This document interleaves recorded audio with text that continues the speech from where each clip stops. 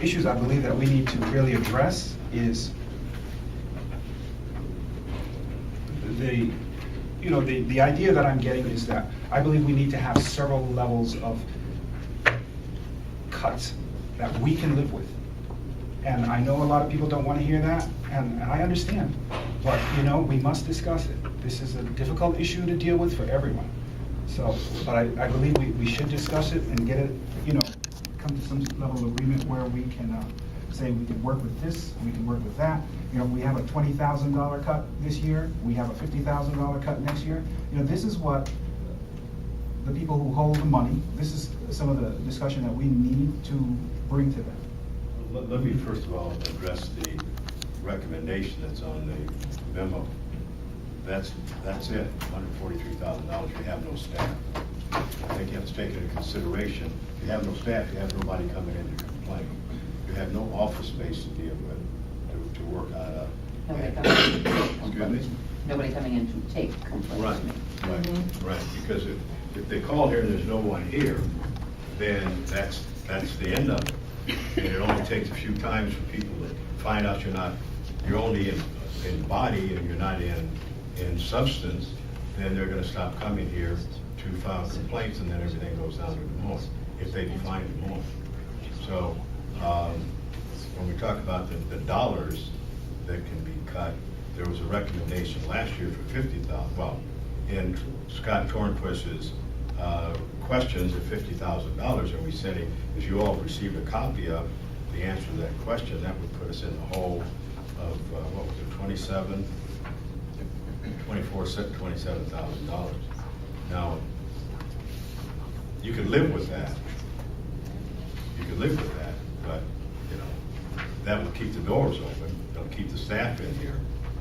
50,000. 50,000, the max. Anything over that, I think you're done. But, if the council is dead set on cutting your budget, that's when you won't have a commission.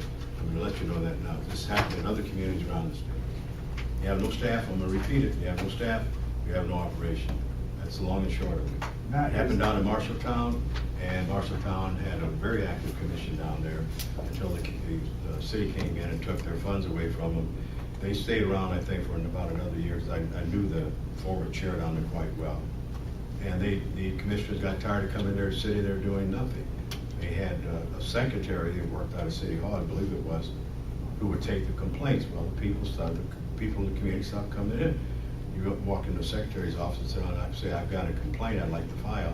So eventually what they did, they just handed them a brochure and they called the Iowa Civil Rights Commission, if they want to go that far. And one of the things that I've been doing is I've been reaching out to these guys. Sure. And I think that we need to do that. Because then everybody stands on one side and says one thing, and then the other person hears one thing, but it's not exactly what they meant or what they said. And I believe that we need, as a commission, we need to engage them, go talk to them. They're here, they're on the same team, obviously, because they're in the city government, they're doing something. They're not running around sticking people up. So they're doing something every day, and I think we need to engage them and communicate with them so that we move away from this perception of not being part of the community or not being, engaged with our constituents. Well, I'll tell you my personal opinion. If you don't have a staff, you don't have a commission. Exactly. You don't have a commission. There's no way that any of you folks are going to come to this. First of all, you won't have an office because they'll close the office over there, give it up to Lewis or somebody. Exactly. Because that was threatened here a couple of years ago. And so if you don't have staff, that means some of you or all of you you're going to get somebody to come here and sit down and answer telephones, or how you going to take a complaint in? You're not. Well, as a quick aside on that, Commissioner Palmer and I looked at the room. I brought to Commissioner Palmer's attention that during the exit interview, Elena brought out the fact that that staff person sits in virtually a hallway. And so the person that's supposed to be taking confidential, private intake information from clients is having Blue Zone employees walk through her office into that back conference room, and there's no confidentiality or security there for a person to have a private office. So that's something we have to address. And this is just the first step. The state is gonna continue to cut commercial property taxes, so. But I think if I were putting together a plan here, my plan would be to try to understand that there needs to be a cut, but keep the cut as small as it can be.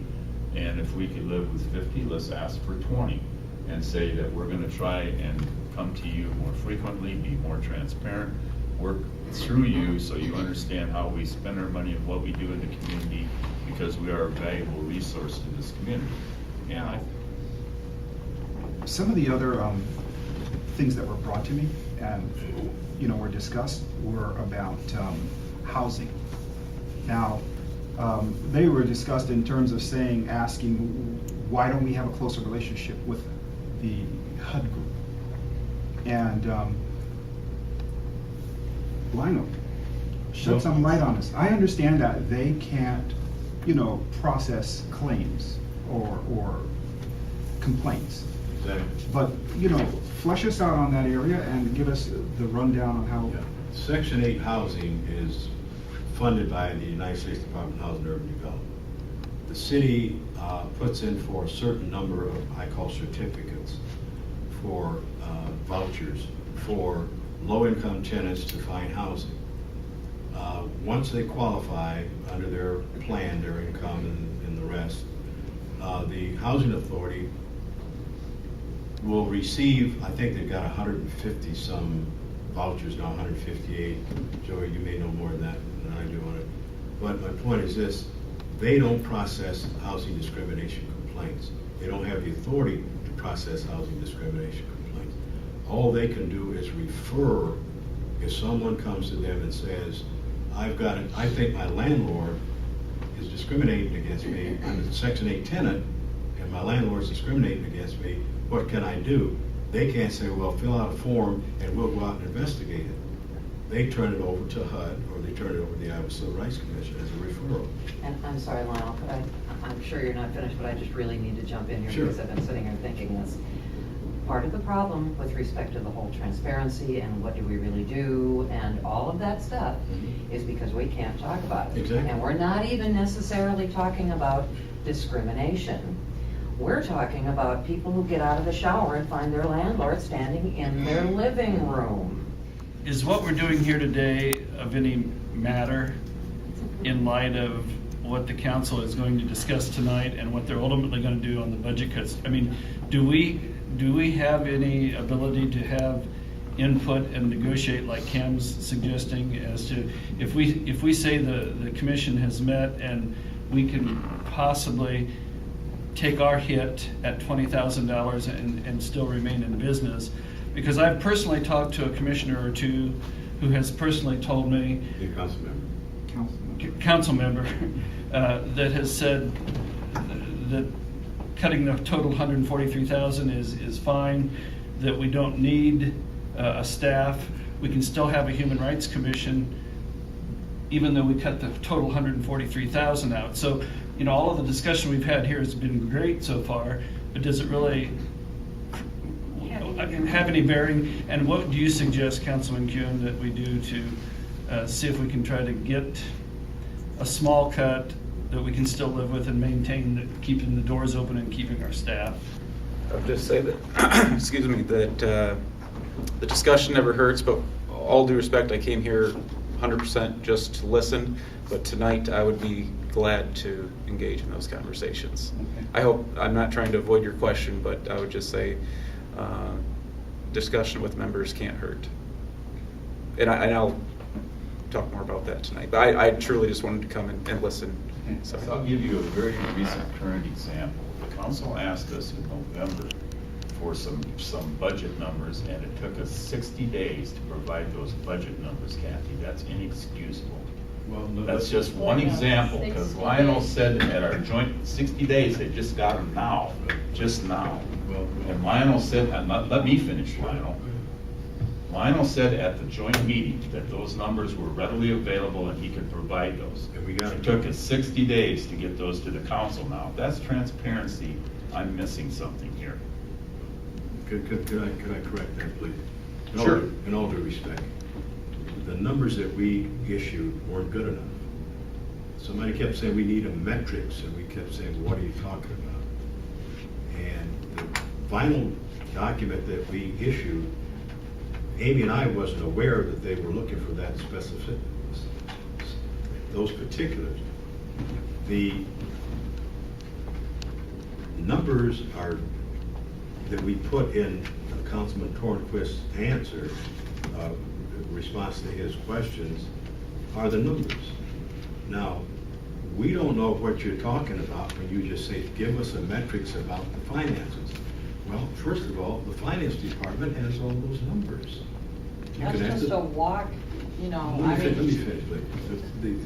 All they have, and I know a couple of council members have been down there and talked to the finance director about those numbers. Secondly, we have been issuing a budget report to the commission every month for years. Now that the last proposal was to give you a monthly expenditure report, and that's what we're giving you. Now, the numbers you're talking about, when we found out they wanted all of that stuff, we put together what it was. I would be willing to bet you right now that somebody's gonna complain that the information we gave them isn't enough. Yeah, I mean, we've got a budget, the finance director has all the information, we give you folks the information, they want this metrics, we don't know what they're talking about. I can help with All right, thank you. that. What they're looking for is cause and effect. That's all. They're looking for, how much did we spend? What did it bring in? Right. and we- That's what they want. And in Yeah. a commission like this, it's never gonna happen. It's never gonna happen. It's not, it's like asking the police department how many dollars they, burglaries they prevented. There are no statistics on things that don't happen. When we're dealing with our tax dollars, we're very cautious of what we do with that money and that we spend it correctly. And anytime anyone wants any information, we'll provide it. Many times we said, go down and talk to the finance director. Now, when we can have our budget audited going back to 1972, by an elected official, without us knowing it, now, what's wrong with them asking, what is the Human Rights Commission doing? What did they do last month? What did they do this month? Do we have to run them down and say, here's the information? They want it, they can contact us, we'll give it to them. So Commissioner Palmer, are you saying that this is the really crux of the issue of the budget being what? Well, here's what I think, Dean, and I don't know this, but and correct me if I'm wrong, when we had that joint meeting, we were given a list of questions that they wanted answers to. Is that right or not? No, we did not, in a timely manner, provide the answers to those questions. Well, And now we have, 60 days later. Steve, That's the too long. only thing I was under the understanding from the meetings that were attended, that I attended every one, so what my understanding was is there was one piece of information that Kathy didn't get accomplished, and that's because this commission didn't vote on it, they tabled it. That's the only thing that they didn't get. That's my. I don't see it as a punishment. I don't see that we're targeted. We talk about human rights being targeted. It's actually the Human Rights Department that receives the funding, and that's what's being looked at. It's not human rights. So that's just a clarification. We can always do better. Always do better. And we can, by Lionel's sharing the information about working a little harder, doing things a little bit different, we can admittedly be better stewards with the funding that we're receiving, and we are in positions to do that.